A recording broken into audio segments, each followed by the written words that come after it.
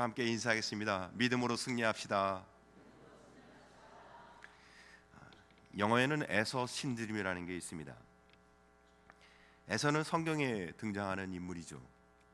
그는 팥죽 한 그릇을 얻어먹기 위해서 동생 야곱에게 장제의 권한을 포기합니다.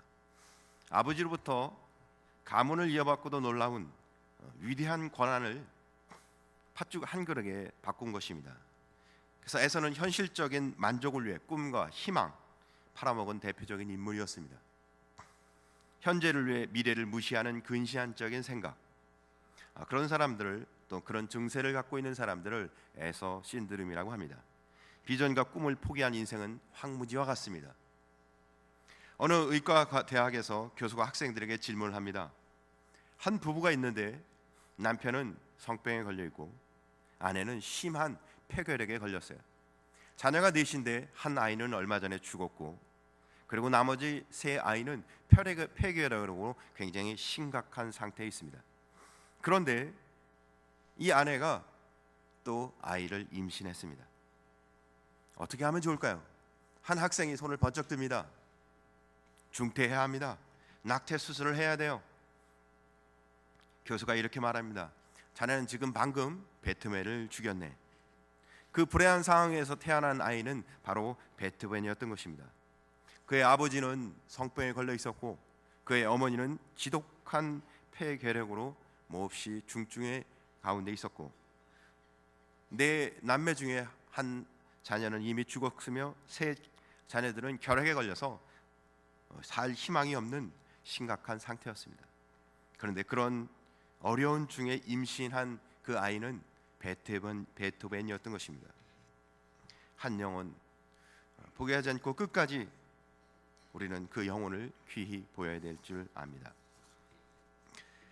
고사성어에 우공이산이라는 말이 있습니다. 중국의 우공이라는 한 노인이 90세 된 노인이 살고 있었습니다. 그 노인이 살고 있는 마을에 두 산이 있었습니다. 하나는 태행산이었고 하나는 옥왕산이라는 산이 있었어요. 근데 이 노인은, 나이가 90세인 이 우공이었던 노인은 이 마을을 위해서 열심히 봉사하고 청소하고 이 마을을 위해서 뭔가 하기를 원했습니다. 나이가 90인데도 불구하고. 그런데 이 마을을 통행하기에 아주 굉장히 불편한 태행산과 옥왕산이 있었어요. 그래서 이 노인은 결심했습니다. 이 두 산을 옮기기로. 그래서 우공이라는 이 노인은 태행산과 옥왕산을 옮기기로, 그래서 이제 가족과 함께, 자녀들과 손주들과 함께 마을에 있는 이 두 산을 퍼서 옮기기로 했습니다. 그래서 매일같이 가족이 함께 가서 그 산에 있는 흙을 퍼서 멀리 바다에 갖다 버리는 일을 하기 시작합니다. 사람들은 우공이 하는 일을 보고 다 웃었습니다. 웃기지 않습니까? 산을 하나도 아니고 두 개를 삽으로 퍼서 바다에 갖다 옮긴다고 하니까 사람들이 다 웃었어요. 그 웃는 마을 사람들을 향해 우공은 이렇게 말합니다. 내가 못 이루면 내 아들이 이룰 것이고 내 아들이 못 이루면 내 손자가 이룰 것이니 반드시 언젠가는 이 산이 없어져서 이 마을에 통행하는데 불편이 없게 할 것이다. 그런데 이 이야기를 산신령들이 듣습니다. 그리고 이 산신령들이 곧바로 하늘에 올라가서 이걸 보고합니다. 우공이라는 사람이 자기 마을에 두 산을 옮기기 위해서 지금 간절하게 매일 자녀들과 함께 하고 있는데, 이것을 그들이 할 수 없으니까 우리가 도와줘서 이 산을 옮기도록 하는 게 좋겠습니다. 간절히 산신령이 간청해서 두 산을 그 마을에서 멀리 있는 다른 곳으로 옮겼다고 합니다. 포기하지 않으니까, 중도 포기하지 않고 그 일을 끝까지 감당하니까 그 일이 이루어졌다는 중국의 재미있는 이야기입니다. 오늘 우리 성경을 통해서 우리는 신앙이 중도 포기하지 않고 끝까지 믿음과 신앙을 지켜 하나님의 사명과 소명을 감당하는 복된 자의 삶이 무엇인지 함께 나누고자 합니다. 사람은 실수를 통해서 사실은 많은 걸 경험하고 배우게 됩니다. 다른 사람들이 실수를 할 때 우리는 그 일을 통해서 또한 간접적으로 배우기도 합니다. 사람은 허물과 실수가 없어야 하지만, 그래야 온전한 삶이고 또 완벽한 삶이긴 하지만, 그러나 실수할 수밖에 없는 게 인생이기도 합니다. 오늘 우리가 읽은 성경 본문은 마가의 중요한 허물에 대해서 이야기 나옵니다. 그리고 또한 마가의 그 허물을 통해서 큰 후유증, 마가의 허물을 통해서 우리가 하나님이 주시는 메시지가 뭐고 우리는 어떤 마음으로 하나님 앞에 서야 될지 함께 나누는 귀한 시간이 되길 바랍니다. 첫째, 마가의 어떤 사람인지, 마가가 어떤 사람인지 한번 살펴보겠습니다. 마가는 바울과 바나바의 이 선교 여행에 선교사 수행원으로 따라다닙니다. 수행원은 그들을 늘 옆에서 보조 역할로 돕는 사람을 말합니다. 그렇다고 본다면 마가는 아마 이 선교 여행을 위해서 미리 그래도 어느 정도 잘 준비되었던 청년이었던 것 같아요. 기도의 열심도 있고 또 전도에 대한 열정도 있고 충성스러운 섬도 있고 또 결의와 각오도 있었을 거라고 봅니다. 특별히 그의 어머니를 보면 성경 사도행전 12장에 보니까 마가의 어머니의 다락방이 굉장히 유명합니다. 그 다락방은 120문도가 기도했던 많은 사람들이 기도하는 기도의 다락방이었습니다. 예수님이 최후 만찬을 시작했고 또 120명의 성도들이 기도했던 그런 공간이었습니다. 그러니까 마가는 어머니가 늘 기도하는 다락방으로 기도를 처소를 내놨던 그 집의 자녀였던 거예요. 그러니까 마가도 늘 기도하는 모습을 보고 기도하는 가운데 자란 청년이었습니다. 또한 사도행전 12장 22절에서 12장 25절의 말씀을 보니까 바나바와 바울이 예루살렘의 구제 헌금을 전할 때 마가도 함께 갔다 온 것을 기록하고 있습니다. 그가 이전에도 벌써 이미 바나바와 바울과 함께 아름다운 주의 사역을 하고 있었던 한 청년이었습니다. 그런 청년이 오늘 두 번째 보니까 끝까지 감당하지 못하고 중도 포기합니다. 사는 성도 여러분, 끝까지 잘 감당하는 성도 되시길 간절히 소원합니다. 오늘 성경 13절에 보니까 바울과 및 동행하는 사람들이 바보에서 배를 타고 밤빌리아에 있는 버가에 이르니 요한은 저희에게서 떠나 예루살렘으로 돌아가고 요한이라는 마가가 무슨 이유인지 알 수 없지만 선교에 대해서 갑자기 돌아서 어디로 떠나요? 예루살렘으로 돌아갔다고 기록하고 있습니다. 밤빌리아의 수도 버가에서 마가 예루살렘으로 돌아갔다는 겁니다. 근데 왜 돌아갔는지는 정확하게 기록하고 있지 않습니다. 분명한 것은 마가가 이 선교 여행에 있어서 자기 뜻과 맞지 않았던 부분이 있었던 것 같습니다. 아마 시험이 든 것 같아요. 힘들었겠죠. 선교라는 것이 쉬운 일이 아니잖아요. 더구나 그 당시 같이 교통도 또 환경도 좋지 않은 상황에서 낯선 곳에 가서 무엇을 한다는 일은 굉장히 두려운 일이 아니었을까요? 고향도 생각났을 겁니다. 편안한 이부자리나 좋은 환경, 웬만한 각오나 결심이 아니면 쉽게 포기할 수 있는 상황이었을 겁니다. 우리는 마가가 왜 도중 하차했는지 조금 더 깊이 생각을 해본다면 마가가 지금 바울과 바나바와 함께 하고 있는 이 여정을 한번 살펴보면 바나바 선교팀이 이 바울 선교팀이 지금 구브로에 있는 바보라는 도시에서 배를 타고 280km나 되는 아탈리아라는 곳의 항구에 도착합니다. 배를 타고 280km를 가고 거기서 다시 또 육로로 한 20km 정도를 걸어서 버가라는 곳에 도착합니다. 지금 13절과 14절을 통해서 그들이 구브로 섬에서 이제는 소아시아 지방으로 가는데 그들이 소아시아 지방에 도착해서 이 버가에서 앞으로 육로를 통해서 계속 가는데 그 길은 해안로를 따서 가는 길이었습니다. 해안로를 따라서 가는 이 길은 사실은 해안로를 따라서 바로 높은 고원지대로 올라가는 코스였습니다. 그러니까 이 길이 굉장히 험악한 길이었어요. 해변에서 고원지대로 올라가는 아주 험악한 길, 도둑도 강도도 많이 들끓는 아주 험악한 길이었습니다. 안 그래도 구브로 섬을 지나서 배를 오랜 시간 타고 이제 이 버가에 도착했는데 마가 보기에는 이 길은 정말 가기 힘든 고난의 길이었던 겁니다. 근데 그때 마침 선교팀장이었던 바울도 그 지방의 풍토병이었던 말라리아 병에 걸려 있었다고 갈라디아서 4장 13절 14절에 보니까 그러니까 리더도 지쳐서 거기에 풍토병까지 걸려 있고 앞으로 가야 할 여정은 고산지대로 올라가는 아주 험악한 길이었고, 마가 요한은 그 길이 자기가 가야 할 길처럼 보이지는 않았던 겁니다. 엄두가 나지 않았어요. 그래서 돌아가야 한다고 생각했습니다. 마가는 부유한 가정에서 고생도 한번 해보지 않고 믿음이 있고 기도하는 청년이고 열정은 있었지만 한 번도 이런 시련의 길을 살아본 적이 없었습니다.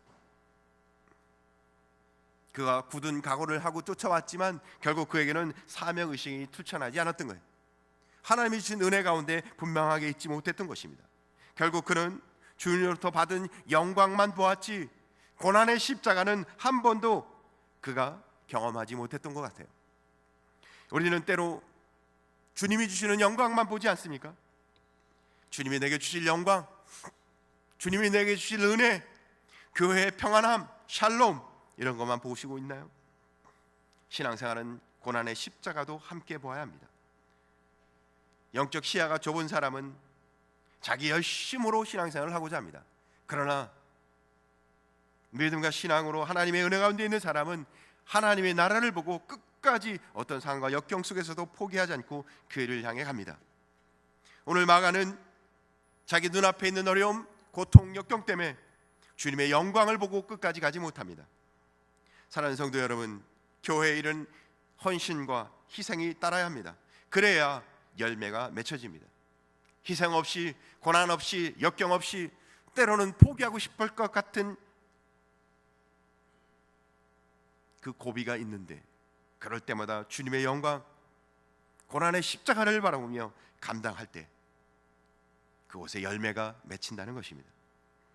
예수 그리스도가 십자가에 죽으시지 않으셨다면, 고난의 십자가가 없었다면 우리에게 부활, 우리에게 생명은 없다는 것입니다. 그러나 많은 사람들은 고난이 오고 역경이 오면, 어려움이 오고 누가 비난하고 누가 나를 힘들게 하면 내려놓고자 합니다. 포기하고자 합니다. 그만해야 했다고 생각합니다. 그러나 하나님의 나라는 그 고비를 건너고 그 고비를, 그 역경을 뛰어넘을 때 하나님의 역사가 일어나는 줄 믿으시길 간절히 소원합니다. 가끔 교회에서는 처음에는 굉장히 열심인 사람이 있습니다. 누구도 그 열심을 따르질 못해요. 처음에는 너무너무 열심입니다. 그러나 차츰 시간이 지나면 그 열심이 사라지고 슬그머니 사라지는 마가와처럼, 마가가 중간에 슬그머니 사라져 없어지는 것처럼 처음에 열정과 각오는 다 잃어버리고, 그래요, 그렇게 무너져 낙심하는 사람은 자기 중심점인 겁니다. 신앙이 하나님께 있지 않고 자기 열심, 자기 중심으로, 인간적인 중심으로 사람을 보고 판단하며 신앙생활을 하고 있는 것입니다. 신앙의 중심점은, 신앙의 기준점은 하나님께 있어야 함을 고백하시길 간절히 소원합니다. 사랑하는 성도 여러분, 그래서 우리는 처음에도 잘하지만 끝까지 잘하는 성도가 되시길 간절히 소원합니다. 무슨 일을 하든지, 시험이 있든지 고난이 있든지 주님이 주시는 은혜를 보고, 주님이 주시는 은혜를 보고 그 영광을 바라보며 끝까지 가는, 끝까지 포기하지 않는 성도가 되시길 간절히 소원합니다. 세 번째로 마가는 분쟁의 씨앗이 됩니다. 그 실수는, 마가가 중간에 포기한 것은 실수였기도 하지만 그 실수는 끝내는 그것이 이 안디옥 교회 선교의 분쟁의 씨앗이 됩니다. 마가 선교지에 도착한 중도 하차한 사건은 이후에 초대교회 안에, 이 안디옥 교회 안에 아주 중요한 문제로 대두됩니다. 한번 허물이 그냥 끝나는 것으로 끝났으면 참 좋았을 텐데 2차 선교 여행이 시작될 무렵 이 일로 인해 다시 큰 문제가 발생하게 됩니다. 1차 선교여행을 잘 마치고 온 바울과 바나바는 이 일을 잘 정리하고, 그리고는 그들이 선교했던 지역, 구브로 섬과 소아시아에 있는 여러 도시들에게 복음을 전가한 그 복음에 대한 이후에 어떻게 그들이 정착하고 교회가 세워졌고 예수 믿는 사람들은 그 후에 어떻게 됐는지 그들은 궁금했습니다. 그래서 그들은 1차 선교 여행 이후 그 일을 위해서 계속 기도했으면서 또한 다시 한번 그들이 그것을 가서 신방하며 그들을 세우고자 하는 2차 선교 여행을 준비하게 됩니다. 그래서 바울과 바나바는 그 의견에 일치해서 이제 2차 선교 여행을 준비하는데 그들이 선교하면서 한 가지 서로 다른 의견이 부딪히기 시작합니다. 그것은 사도행전 15장 39절에 보니까 그들이 요한이라는 마가를 데리고 가는, 마가라 하는 요한을 데리고 가는 일에 대해서 그들이 의견이 서로 분분하기 시작합니다. 그래서 서로 심히 다투어 피차 갈라서니, 마가가 중도 포기한 사건으로 인해서 바울과 바나바가 심히 다투어 피차 갈라서니, 교회가 두 개로 나눠지고 있습니다. 선교팀이 두 개로 나눠지고 있습니다. 그러나 단순히 의견이 다른 게 아니라 심히 다투어, 아마 주먹 다짐까지도 했는지도 모르겠습니다. 교회에 굉장히 어려움이 생긴 것을 말하고 있습니다. 분쟁의 씨앗이 되었던 겁니다. 아픔이죠.